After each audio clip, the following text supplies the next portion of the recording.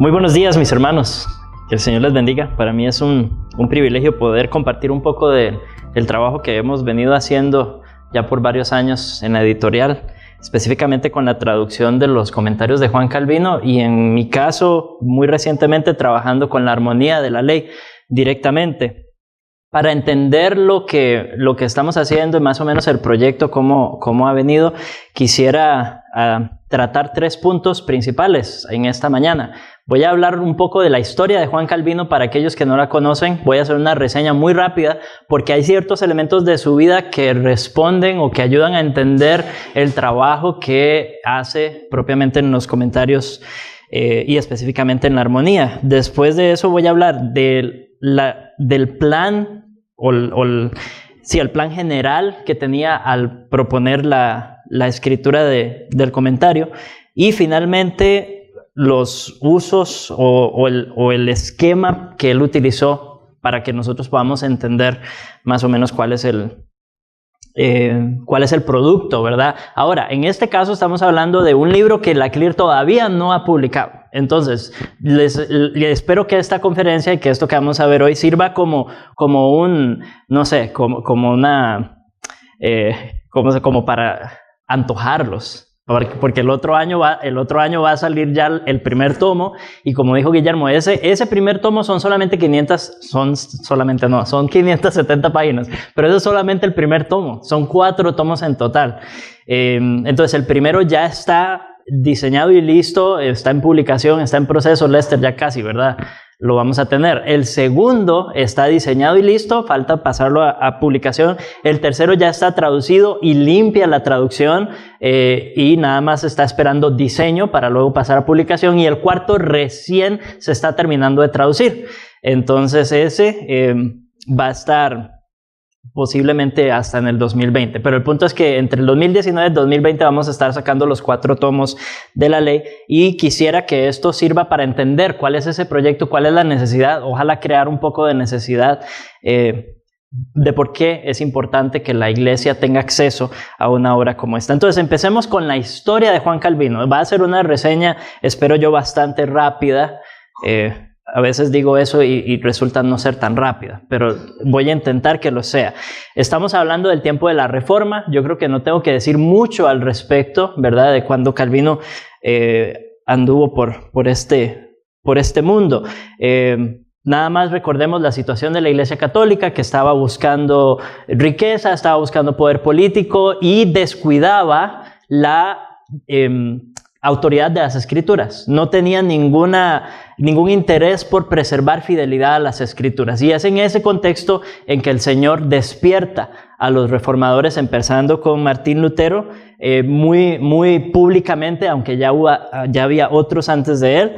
Y estos reformadores luchaban por preservar la verdad, por defender la verdad, por promover la verdad de las Escrituras en un contexto religioso en el que las Escrituras estaban siendo cada vez más ignoradas. Y es aquí donde aparece Calvino. Juan Calvino es un reformador de estos primeros. Él nace en Francia, en Noyon, en el año de 1509, y prácticamente estudia en casa, lo cual era costoso en su época, pero porque había que pagar tutor, pero lo logra porque su padre trabajaba para la Iglesia Católica. Entonces, su papá trabajaba para la Iglesia Católica en los asuntos legales del obispo de Noyon, y ese trabajo le daba la capacidad económica para poder hacer que sus hijos no solamente estudiaran en casa con tutor, sino que también fueran a la universidad. Entonces Calvino va a la universidad también.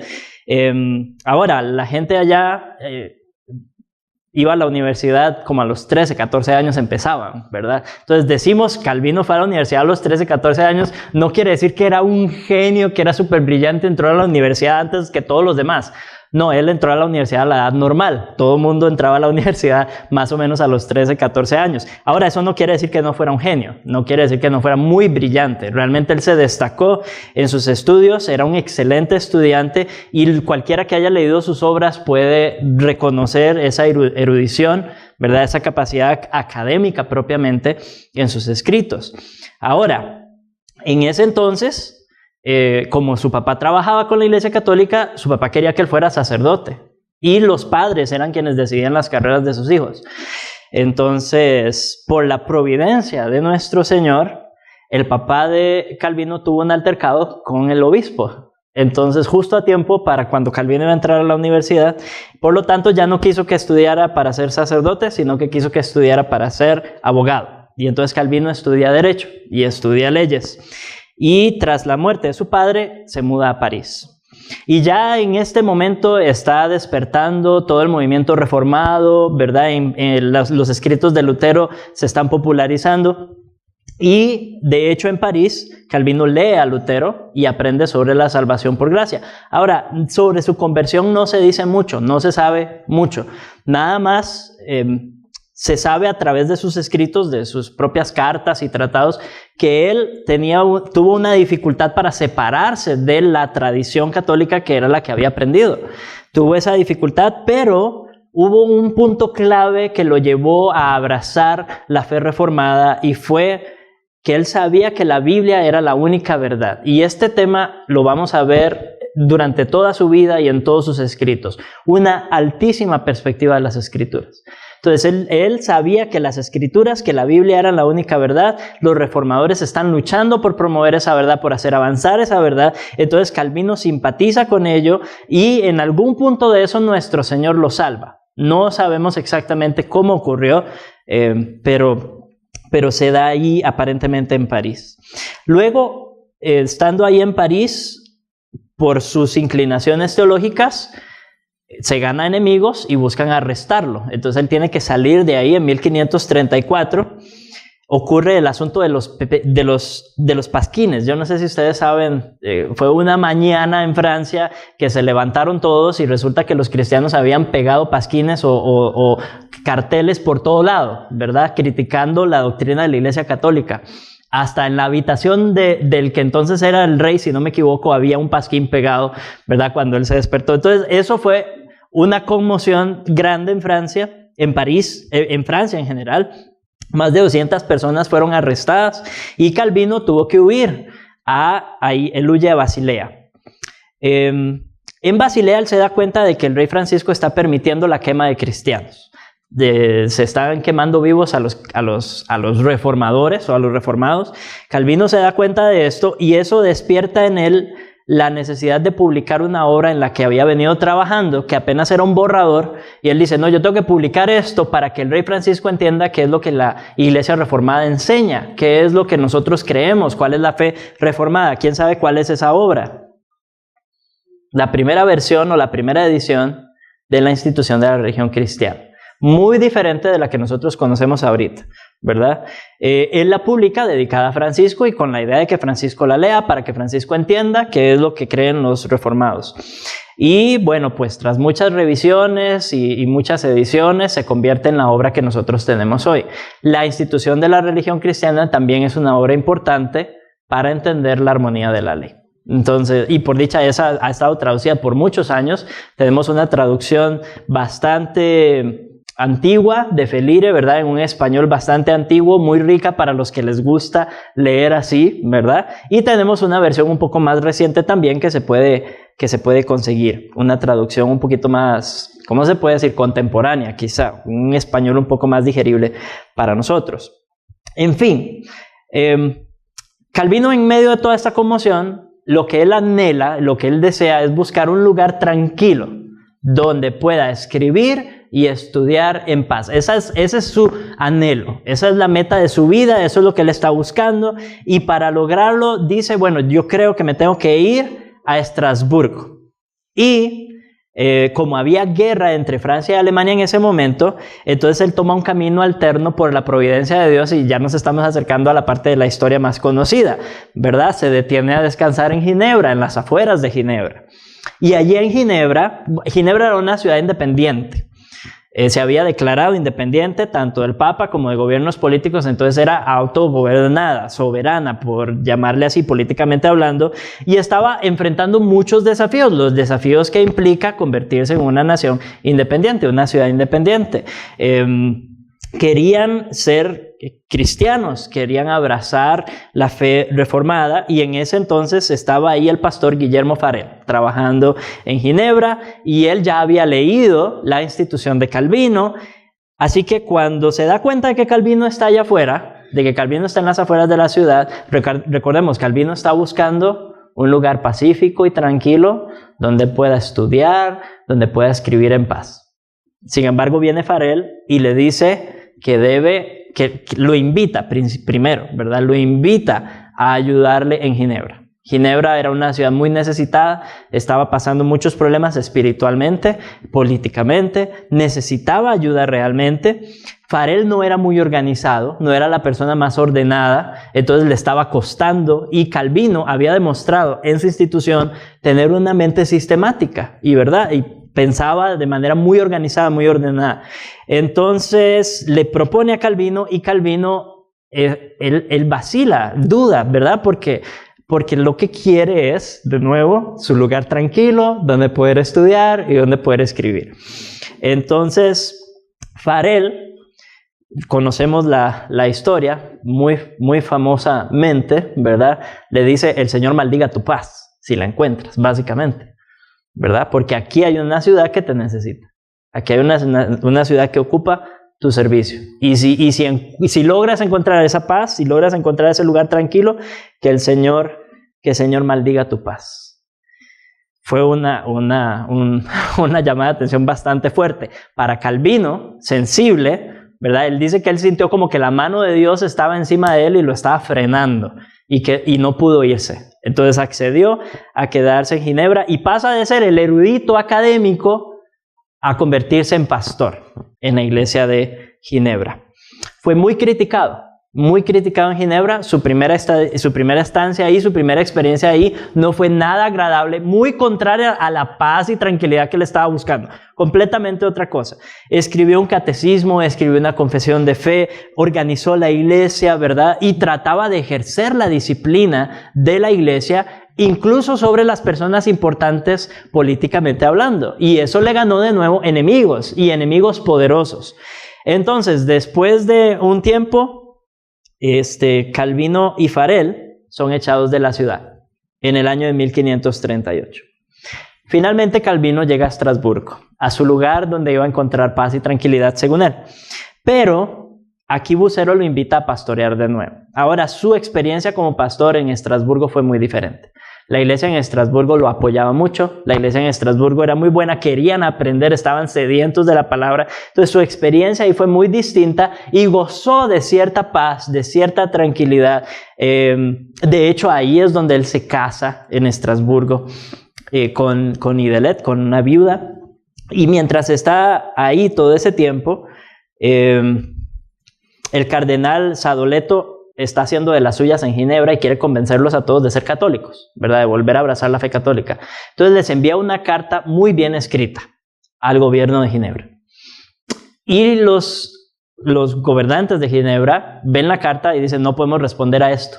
Necesitamos la ayuda de, ¿adivinen quién? De Calvino. Entonces le envían la carta y le dicen, por favor, respóndale a Sadoleto de parte nuestra. Y Calvino responde a Sadoleto de parte del gobierno de Ginebra, y el cardenal se queda sin palabras, no le puede responder de vuelta. Fue una respuesta bastante buena. Así que los ginebrinos se dan cuenta de que necesitan a Calvino de vuelta en la ciudad y empiezan a pedirle que vuelva. Ahora, vean ustedes, imagínense ustedes la lucha de Calvino como persona. Estaba buscando un lugar tranquilo y su primera experiencia en Ginebra fue todo menos tranquila. Llega a Estrasburgo, donde no solamente está practicando lo que quería, sino que está pastoreando una iglesia que quiere ser pastoreada. Su ánimo tenía que estar elevado en Estrasburgo, y la idea sola de regresar a Ginebra no podía ser agradable, no podía ser algo que le llamara la atención. Así que él se tarda en responder y se tarda en responder y se tarda en responder, y llegan más cartas de Ginebra y más cartas de Ginebra, y los amigos de Calvino le dicen, ¿por qué no te vas a Ginebra? ¿Por qué no te vas a Ginebra? Y entonces aparece en escena de nuevo el famoso Farel. Y Farel le dice, ¿qué estás esperando? ¿Que las piedras te digan que te vayas a Ginebra? Entonces, de nuevo, ante el regaño de Farel, Calvino regresa a Ginebra en 1541. Y cuenta la historia que él siguió predicando como si nada hubiera pasado. Exactamente el pasaje que seguía después, cuando lo echaron, en ese pasaje continuó se levantó, predicó a partir de ahí, tenía una mente muy organizada, él quería recorrer las escrituras, ¿verdad? Presentarlas, y ahorita vamos a hablar un poco de ese plan. Pero bueno, logra eso, organiza la iglesia bajo la palabra de Dios, ahora le están prestando mucha atención y trabaja en Ginebra, predicando 2 sermones por semana, estaba escribiendo, estaba enseñando, y llegamos al año de 1559, que es como el año de cosecha de Calvino, y aquí es donde nos vamos a detener, porque es aquí donde ocurren varias cosas, Esta sección sobre este fragmento, este pedazo de la vida de Calvino es bastante rico, y aquí nos vamos a enfocar a partir de este momento. Su salud estaba en decadencia en este punto.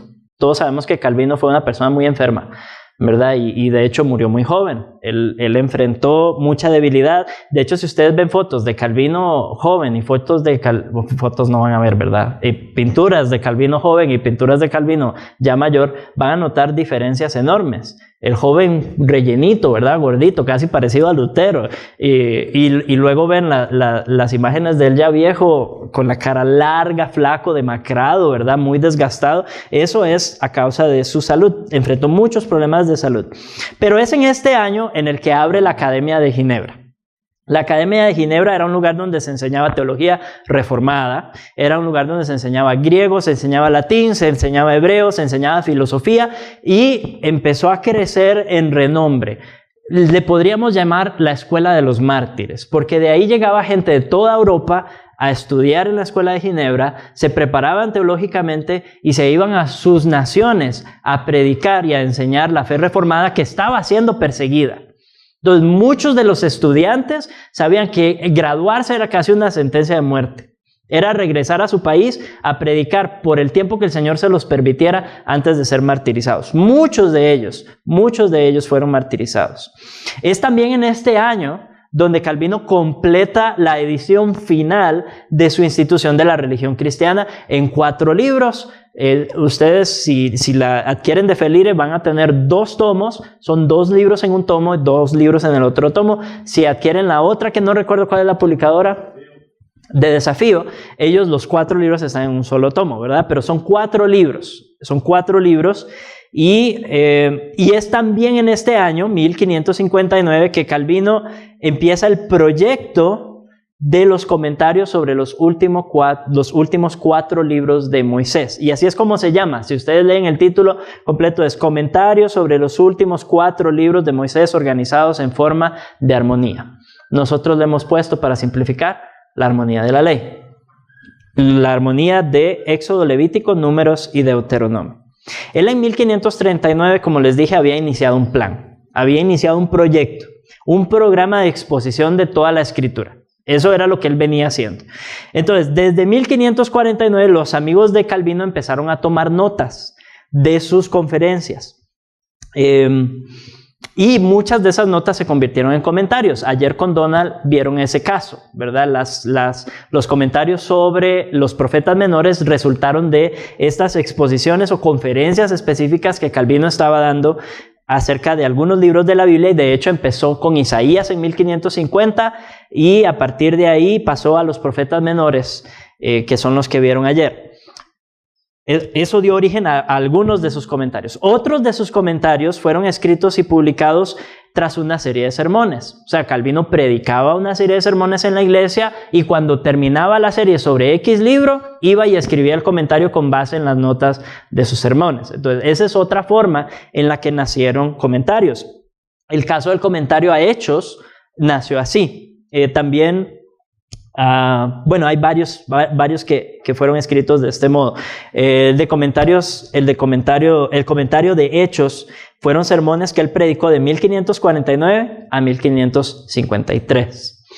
Ahora, el uso que más nos interesa en esta mañana es la tercera forma en la que creó sus comentarios. Y es en unos estudios bíblicos semanales que llevaba a cabo con los pastores, no solamente de Ginebra, sino de algunos pueblos vecinos. Y esto se llamaba la congregación, así se llamaba esta organización, ¿verdad? Más o menos podríamos decir como las fraternidades, tal vez, que vemos en Costa Rica, las fraternidades de pastores. Puede ser una idea así. Era la fraternidad de pastores de Ginebra. Le llamaban la congregación, o también vino a ser conocida como la compañía de pastores, la compañía de pastores de Ginebra. Ellos se reunían semanalmente para estudiar algunos libros de la Biblia en orden, ¿verdad? Entonces Calvino era el moderador de estas reuniones y todos los pastores de alguna manera participaban en la creación del material. Al final de terminar los libros, entonces se confeccionaba un comentario y era publicado. Entonces esas son las tres maneras. Y está en la congregación o en la compañía de pastores. El propósito de esta compañía de pastores era guardar la pureza y la unidad de la doctrina. Esto era por eso se reunían semana a semana todos los pastores de Ginebra y vecinos y exponían libros de la Biblia en lección continua, ¿verdad? O conferencia continua. Podemos hablar del libro de los Salmos. El comentario a los Salmos salió de la compañía de pastores. Actualmente Alonso Ramírez es el que está traduciendo los Salmos. Hemos sacado ya dos tomos y vienen más en camino. Lamentablemente él está en Perú, así que no podía acompañarnos para las conferencias hoy o esta semana, pero tuvieron la oportunidad de conocerlo los que lo vieron en octubre en la celebración del Día de la Reforma. Entonces Alonso Ramírez él es el que está a cargo principalmente de los comentarios a los Salmos. También salió de estos estudios el comentario a Josué. El comentario a Josué fue publicado en el año 1564. Esto quiere decir que lo publicaron después de la muerte de Calvino. Fue el último comentario que se publicó después de su muerte, después de ser revisado y editado. Y es interesante. Ese fue el primer trabajo en el que yo participé, el primer proyecto en el que participé de traducción. Lo publicamos en CLIR en el año 2014. Entonces ese ya está. El último de Calvino fue uno de los primeros nuestros y ya está disponible o ha estado disponible ya por varios años. Pero finalmente el último que organizaron y que planearon fue la armonía de la ley. Querían un estudio sistemático de la ley. Querían un estudio sistemático de los últimos 4 libros de Moisés. Entonces Calvino, esta era parte de su plan de exponer sobre todos los libros de la Biblia, ¿verdad? Entonces él propone esta idea a la compañía de pastores. Entonces, él va a traer sus notas, como funcionaba normalmente, y iba a dar su exposición, y los pastores y los visitantes, incluso que podían no ser pastores, que podían estar presentes, podían hacer preguntas y podían comentar y podían aportar. Entonces, podemos esperar que la armonía de la ley sea no solamente un comentario de Calvino, sino de Calvino y de la compañía de pastores que se reunía con él en este tiempo. El plan maestro. La primera lección se dio en septiembre de 1559. ¿Cuál era el propósito, según Calvino, de este proyecto, de iniciar este proyecto de la armonía de la ley? Primero, él está pensando en la gente que está llegando a la reunión. Porque no solamente eran pastores, sino que eran invitados también gente de la iglesia normal. Podía llegar y escuchar las disertaciones, escuchar las conversaciones e incluso hacer preguntas. Entonces, Calvino pone en sus notas sobre el proyecto, esto no aparece en la armonía, pero en sus notas que sobrevivieron, las notas de su proyecto de la armonía de la ley, dice: uno de los propósitos es que de hoy en adelante, los que visiten las reuniones con regularidad puedan entrar con claridad y entender mejor cómo deben leer tanto las historias como la doctrina que se encuentran entretejidas en los libros de la ley, en los 4 libros de la ley. Obviamente quería beneficiar a los pastores también. Eso es un propósito, ese era el propósito de la compañía. No vamos a detenernos mucho en eso. Pero también aparece en el prefacio a la armonía de la ley el propósito para con los lectores, porque él sabía que esas charlas se iban a convertir en un comentario. Entonces, en el propósito para con sus lectores dice: he propuesto reunir y compilar lo contenido en estos 4 libros de tal manera que podría parecer, sin haber mirado el asunto de cerca, que he emprendido hacer demasiado? ¿Qué he pretendido, hacer demasiado?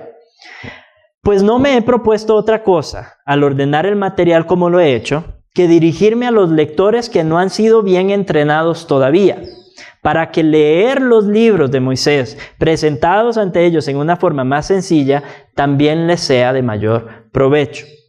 Y refiriéndose al lector dice: quise acortarle el camino, poniendo ante él una meta clara, de modo que no se desvíe ni se pierda sin saber dónde se narra la doctrina, como suele sucederles a muchos.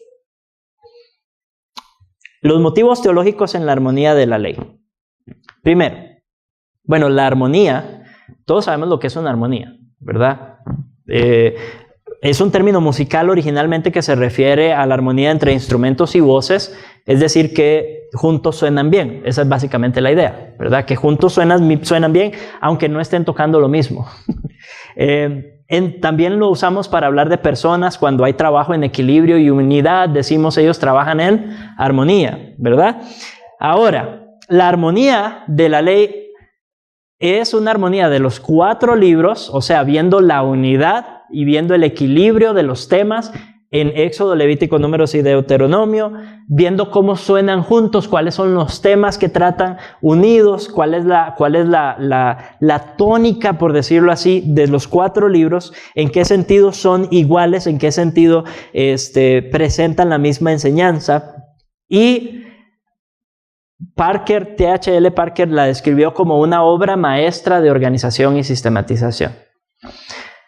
Yo creo que los que han leído la Institución de Calvino han tenido un vistazo apenas de la mente sistemática de Calvino. No la ven hasta no ver la armonía de la ley. Es una obra maestra, no hay otra manera de escribirla. Es una obra maestra lo que él hizo y ahorita les voy a explicar por qué. Primero, él hace una distinción importante, teológicamente hablando, y quiere comunicar esta distinción a sus lectores entre la historia y la doctrina. Porque en los libros de la ley está todo mezclado, ¿verdad? Aparece la historia y nos cuenta cómo sacó Dios a los israelitas de Egipto y nos narra todos los primeros capítulos del Éxodo son prácticamente historia, y luego entra a dar la ley y a dar preceptos y a dar legislación, todo eso conteniendo doctrina. Y Calvino quiere enfatizar fuertemente esta distinción porque es una distinción hermenéutica importante. Muchas herejías han surgido de no poder distinguir entre historia y doctrina, o han surgido de abrazar la historia e ignorar la doctrina, o de abrazar la doctrina e ignorar la historia. Entonces es necesario entender cómo funcionan la historia y la doctrina juntos, y también entender cuáles son las diferencias entre ellas para no cometer errores doctrinales. Él tenía la misma intención cuando escribió su primer armonía. Esta no es la primera armonía que escribe. La primera armonía que escribió fue la armonía de los evangelios. Esa la publicaron antes de la armonía de la ley. Y en la armonía de los evangelios, él propone la misma distinción general cuando dice que los evangelios sinópticos, Mateo, Marcos, Lucas, son históricos. Y si ustedes lo piensan, realmente el énfasis de estos evangelios es histórico. No tienen tanta doctrina, aunque sí la tienen, no tienen tanta doctrina. Sin embargo, Juan es puramente doctrinal, con mucha historia, pero es muy doctrinal, siempre ofrece interpretación, ofrece explicación teológica, ¿verdad? Entonces, esa misma distinción es la que él quiere ver en los libros de la ley y la quiere dar a conocer y quiere que la gente la entienda. La institución señala algunas distinciones teológicas y hermenéuticas que también sirven como punto de partida. Entonces, lo que les decía, para entender la armonía de la ley vamos a necesitar leer la institución, por lo menos los capítulos 7 y 8, que son los que hablan o montan, por decirlo así, el fundamento, las bases para la armonía de la ley. El libro segundo, capítulo 7, que está justo antes de tratar los 10 mandamientos, es como una introducción a los 10 mandamientos que trata el uso y el servicio de la ley para el creyente.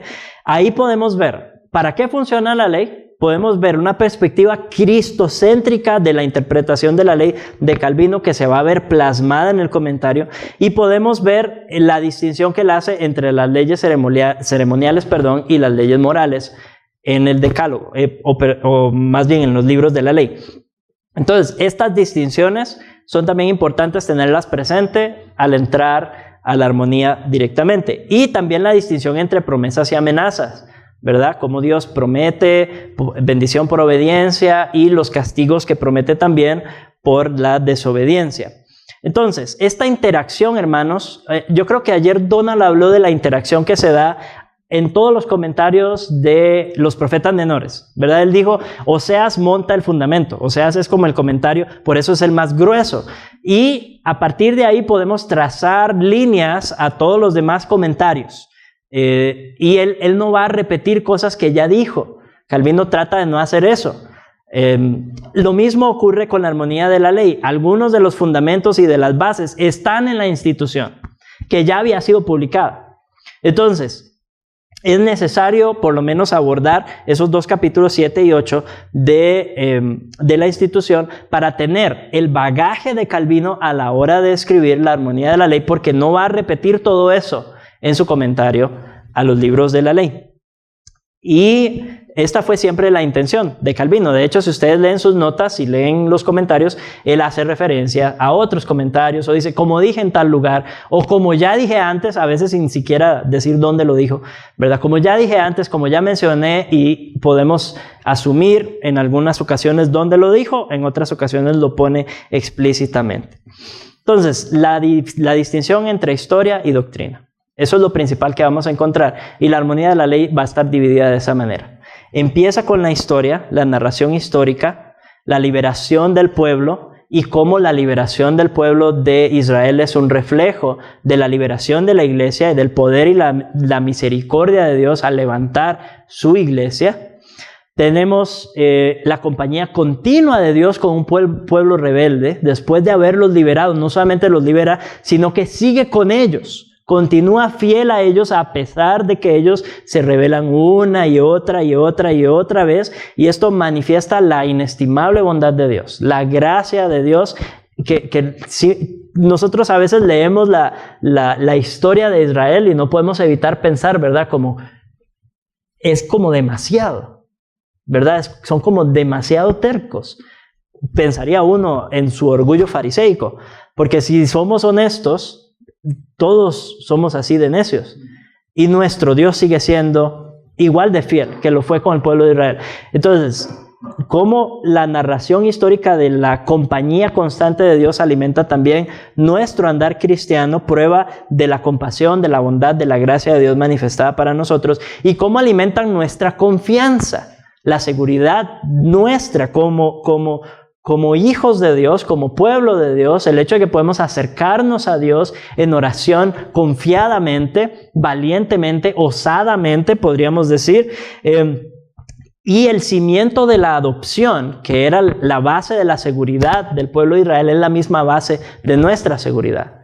No son los méritos, no es el hecho de ser obedientes, no es el hecho de ser los mejores, no es el hecho de ser un pueblo especial en esencia. Es el hecho de que somos un pueblo especial porque Dios nos ha adoptado. Somos un pueblo especial porque Dios nos ha elegido. Entonces, Calvino traza todos estos paralelos que es importante tenerlos presentes cuando predicamos o enseñamos acerca del Antiguo Testamento, y específicamente un tema tan escabroso como lo es la ley y los pasajes que tratan con la ley. También menciona en la historia los castigos, ¿verdad? Los eventos, las ocasiones en que el pueblo de Dios se rebelaba y cómo Dios los castigaba y cómo Dios los disciplinaba. Esto también para que nosotros aprendamos a andar en temor delante de Dios, ese temor reverente, no el temor de terror, pero el temor reverente de saber que incluso a sus hijos, o con más razón a sus hijos, Dios los disciplina cuando están en pecado, cuando caen, cuando no están tomando en serio su andar cristiano. En segundo lugar, trata los temas de doctrina. Entonces, los primeros capítulos son historia y luego entra la doctrina. La historia es prácticamente corrida, ¿verdad? Solo en algunas repeticiones hace mención a otros libros del Pentateuco que también mencionan la misma historia o el mismo evento. Pero cuando entramos a la parte de la doctrina es donde las cosas empiezan a poner interesantes en el comentario y donde empezamos a ver lo increíble del esquema que Calvino estaba que el Calvino estaba pretendiendo desarrollar. Empieza primero con una introducción a la ley, el prefacio de la ley, ¿verdad? Que es cuando Dios, antes de dar los 10 mandamientos, Él dice, yo soy Jehová tu Dios que te saqué de la tierra de Egipto, ¿verdad? Y empieza a dar como una introducción de por qué le deben lealtad, por qué su pueblo le debe lealtad, y luego pasa a dar la ley. Entonces, todo lo que sean elogios de la ley, todo lo que sea exaltación de la ley, para inspirar reverencia hacia Dios, Calvino lo mete junto con esa introducción. Entonces está la introducción de Éxodo y armónicamente colocado todo lo que hable acerca de lo grande que es la ley. Cualquier pasaje del Pentateuco que exalte la ley y exalte a Dios como el legislador va a ser colocado ahí. Después Calvino entra a los 10 mandamientos. Y en los 10 mandamientos va mandamiento por mandamiento, ¿verdad? El primer mandamiento y luego agarra del Pentateuco todos los pasajes que sean implicaciones de ese mandamiento, aplicaciones de ese mandamiento, otras variaciones del mismo mandamiento, leyes que tenían que ver directamente con ese mandamiento, y nos da la armonía, ¿verdad? De todos los pasajes que hablen. Primer mandamiento, segundo mandamiento, tercer mandamiento, cuarto mandamiento, y ahí va consumiendo todos los pasajes del Pentateuco. Bueno, de los 4 libros de la ley. Después añade los suplementos, lo que él llama suplementos. Suplementos a la primera tabla, que son ceremonias y ejercicios rituales religiosos de adoración, ¿verdad? Ejercicios externos de adoración. Y los suplementos a la segunda tabla, estos son sus términos, ¿verdad? Nosotros, ahorita voy a hablar un poco de eso. La segunda tabla son las leyes políticas, las que tienen que ver con la interacción entre los hombres. Entonces, él mete estos pasajes en una sección que él llama suplementos a la ley. Ahora, lo que les decía es, hay que reconocer que Calvino vivió en un tiempo anterior a muchos avances, tanto en teología como en arqueología, que nosotros conocemos hoy.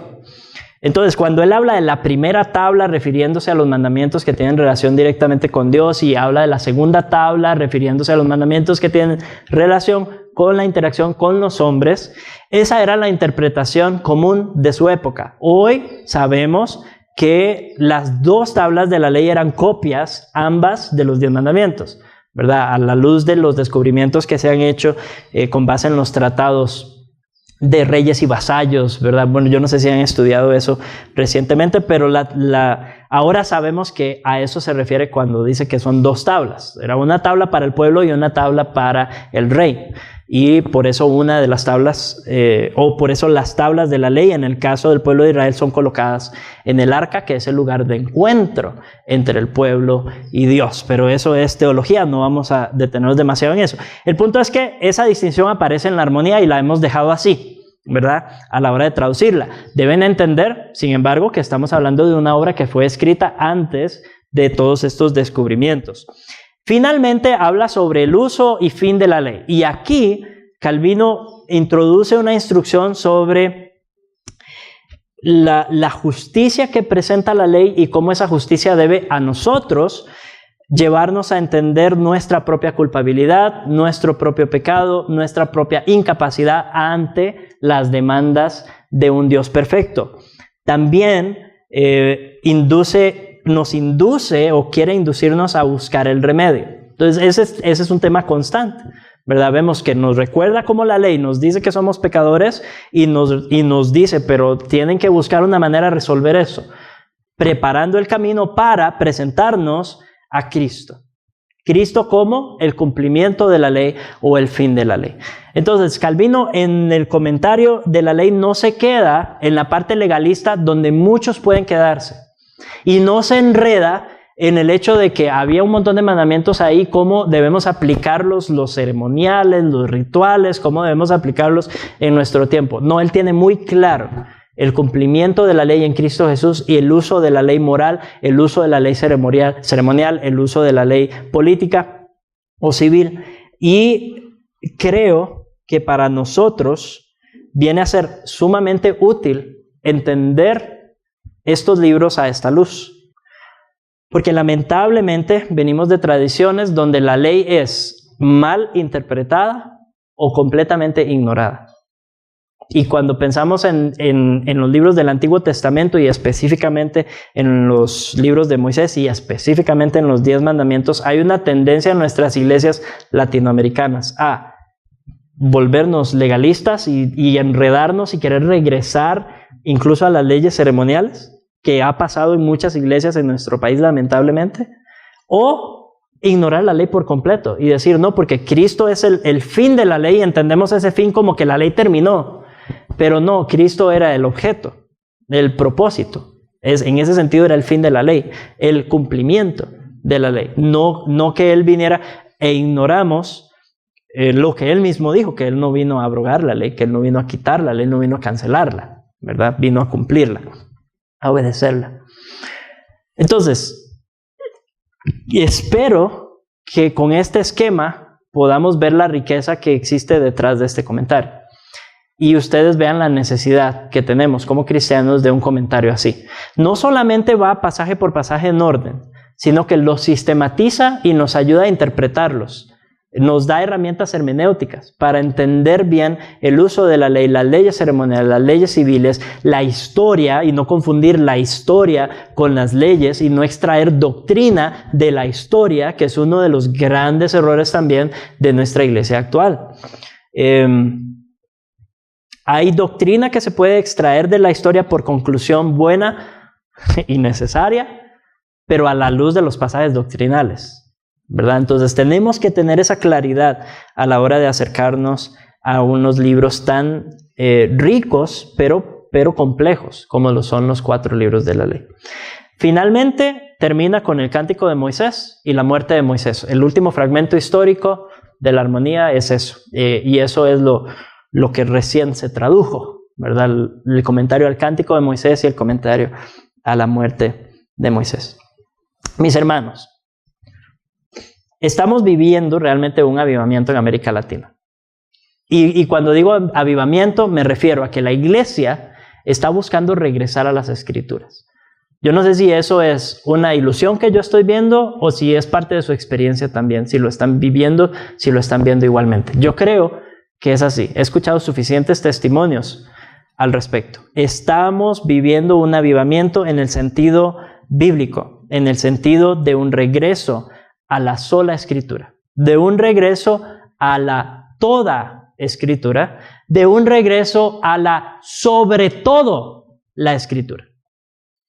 Y Calvino nos puede ayudar en esta dirección a tener una hermenéutica apropiada de las Escrituras, para huir de esas herejías, de esa mala teología, de la que incluso nosotros hemos sido partícipes, doctrinas que nosotros hemos abrazado y que quizá hemos enseñado. Nos puede ayudar también a tener una hermenéutica apropiada del Antiguo Testamento como tal, no solamente la alta perspectiva de las Escrituras, sino del Antiguo Testamento como tal. Abandonemos, voy a ponerlo así, sí, abandonemos el dispensacionalismo que tanto nos ha plagado. Yo sé que muchos de ustedes y muchos de nosotros, yo me tengo que incluir, hemos crecido y hemos sido enseñados dispensacionalismo. Y el dispensacionalismo, por definición, al agarrar la Escritura y partirla del modo que lo hace y cortarla en los pedazos que lo hace, como si fuera una compilación de pruebas y error de parte de Dios, al hacer eso, le resta autoridad a la Biblia. Y es por eso que ustedes ven muchos cristianos que dicen, no, lo que importa ahorita es el Nuevo Testamento. ¿Cuántos han tenido esa experiencia? ¿O cuántos han pensado así incluso? No, ahorita lo que necesitamos es el Nuevo Testamento. El Antiguo Testamento ya pasó. El Antiguo Testamento ya fue. Eso es parte de otra, ¿qué? De otra dispensación, ¿verdad? Como que Dios ahí se equivocó en ese plan, ya hizo borrón en Cristo. Borrón y cuenta nueva en Cristo. Entonces ahora estamos en el periodo de la gracia, podemos ignorar los otros 39 libros, 39 libros del Antiguo Testamento. Al restarle autoridad a un fragmento de las Escrituras, en última instancia el dispensacionalismo le resta autoridad a Dios. Eso es lo que ocurre. Porque entonces ese Dios es un Dios mutable, es un Dios que cambia de parecer, es un Dios que no lo sabe todo, no es un Dios soberano porque a veces los planes no le resultaron. Esas son las conclusiones lógicas de abrazar el dispensacionalismo. Entonces, dejémoslo de lado y regresemos a toda la Escritura. No solo sola Escritura, sino toda la Escritura. Y coloquémosla toda en el lugar que le corresponde. El lugar supremo, el lugar superior. Finalmente, una hermenéutica apropiada de la ley. ¿Cómo vamos a interpretar correctamente la ley? Nos va a ayudar en eso, para no caer en los errores que ya he mencionado, ¿verdad? Que Cristo no vino a cancelarla, que no hay que regresar a las ceremonias que eran sombra de Cristo. El hecho de colocar a Cristo como el centro del mensaje aún en la ley e interpretar la ley a la luz de Cristo nos va a librar de un montón de herejías a las que la iglesia ya ha sido sometida, lamentablemente. Entonces, no es para que volvamos a matar toros y palomas, ¿verdad? No ese es el propósito de la ley, de estudiarla hoy día, ni vestir a nuestros pastores como los sacerdotes del Antiguo Testamento. No es ese el propósito de la ley. ¿Cómo aplica entonces? ¿Cómo aplica entonces la ley a la iglesia de hoy, en el momento que estamos viviendo hoy? Juan Calvino nos ayuda en esto. Juan Calvino no fue cualquier hombre. Sí fue brillante, pero no me quiero enfocar en eso. Fue brillante, eso nadie lo niega. Tenía una mente sistemática, pensaba con mucha claridad y con la misma claridad hablaba y con la misma claridad escribía. Pero eso no fue lo que lo hizo un gran hombre. Eso no fue lo que hizo que su legado perdurara hasta el día de hoy. Lo hizo el hecho de que fue un hombre temeroso de Dios, que escuchó el llamado de Dios a Ginebra 2 veces, a pesar de su ferviente deseo de encontrar un lugar tranquilo y pacífico donde estudiar y donde escribir. Escuchó el llamado de Dios con temor. Tenía una altísima perspectiva de Dios.